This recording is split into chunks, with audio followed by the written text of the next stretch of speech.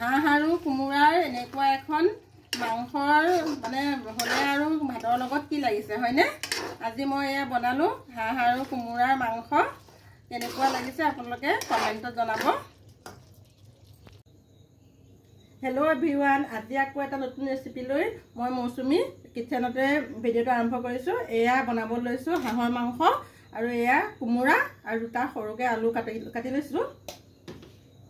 এতিয়া এয়া কেৰাহীত তেল গৰম হৈ আছে। ইয়াতে এতিয়া মই কেইটামান এটা শুকান জলকীয়া দি দিছোঁ, জিৰা,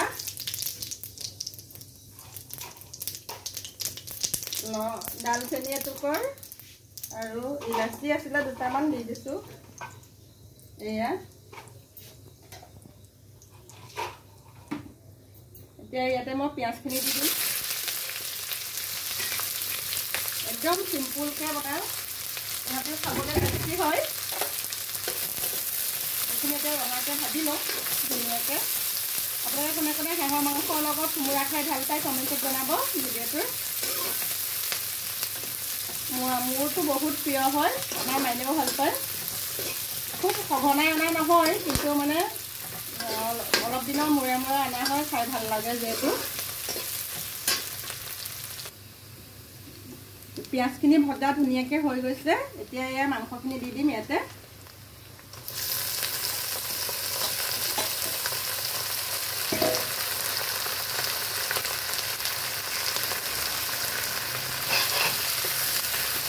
এতিয়া ভাজি ল'ম অলপ আৰু নিমখ হালধিটো দিব লাগিব। মই আগতে মেৰিনেট কৰি থোৱা নাই এতিয়া।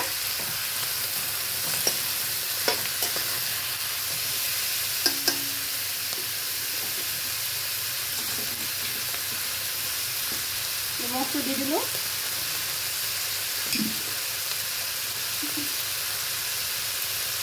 হালধিও দি দিছোঁ। এয়া মছলাটো মই পিচি থোৱা আছে দুটা মছলাতে। ইয়াত পিচি থোৱা হৈছে নহৰু, আদা, শুকান জলকীয়া আৰু জিৰা। এইখিনি এতিয়া ভালকৈ ভাজিব লাগিব। হাঁহৰ মাংস বনাই থাকিলে এনেকৈ দেখিছেনে কিমান তেল ওলাইছে, তেল ওলায় আৰু সেইকাৰণেই টেষ্টি হয়। এয়া মই ভাজি থাকোঁতে পূৰা তেল ওলাই গৈছে আৰু এতিয়া এইখিনি তেলতে মই এতিয়া মাংসখিনি ভাজ খাই গৈছে আৰু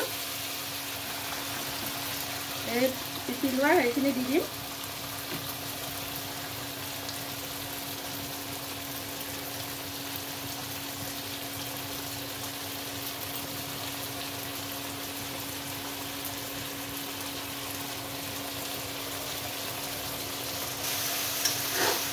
এতিয়া পিচি দিয়া মছলাখিনি দিয়াৰ পিছত এইখিনি এতিয়া ভাজিব লাগিব পূৰা, যাতে কেঁচা গোন্ধটো নাথাকে মছলাৰ।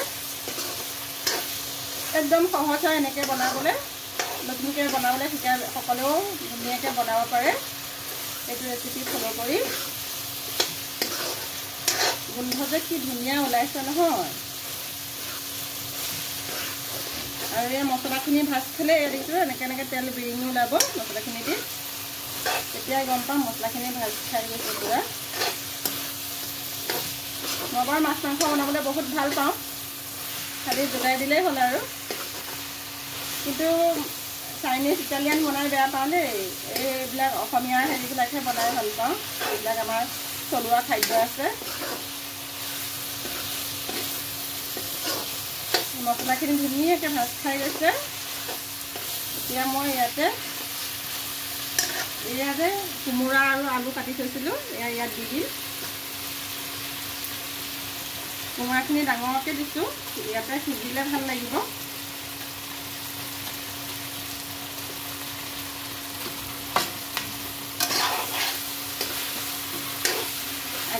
আজি আমাৰ কেমেৰামেন বেলেগ, আজি মাইনাই ভিডিঅ' কৰি দিছে।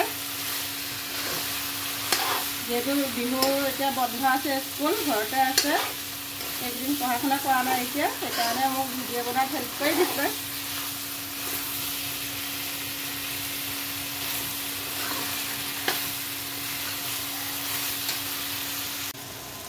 এয়া একদম মোৰ মাংসখিনি পুৰা ভাজ খাই গৈছে, মছলাও পুৰা ভাজ খালে আৰু দেখিছে যে কেনেকুৱা কালাৰ হৈছে। এতিয়া অলপ সিজিবৰ কাৰণে সিজিছে, বেছিখিনি ভাজোতে সিজি গৈছে। এতিয়া সিজিবৰ কাৰণে এই পানী একদম কলকলকৈ উতলাই থৈছোঁ, সেইখিনি এতিয়া ইয়াতে ঢালি দিম।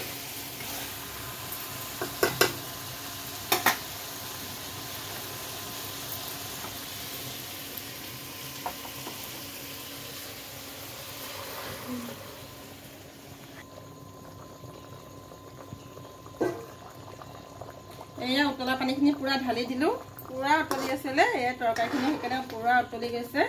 মাংসত সদায় উতলা পানীয়ে দিব লাগে। এতিয়া এইখিনি ভালকৈ সিজিবলৈ দিম আৰু পানীটো কমি যাবলৈ দিম।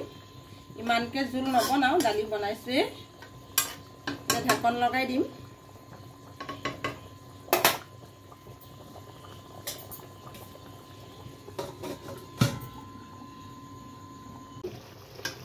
এয়া মোৰ একদম মাংস একদম ৰেডি হৈ গৈছে। কেনেকুৱা হৈছে আপোনালোকে জনাব কমেণ্টত। আৰু বহুত ধুনীয়া গোন্ধ ওলাইছে। এতিয়া এয়া নমোৱাৰ আগে আগে মই অকণমান জালুক ছটিয়াই দিম। হাঁহৰ মাংসত জালুক দিলে বা পাৰ মাংসত বহুত ভাল লাগে। বেছি জোল বনোৱা নাই, কাৰণ দালি যিহেতু বনাইছোৱেই।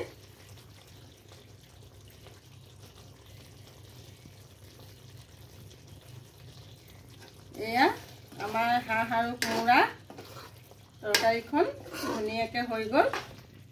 এতিয়া আমি ৰাতি বনাইছিলোঁ, ৰাতি এতিয়া ডিনাৰ কৰিম আৰু। বাই।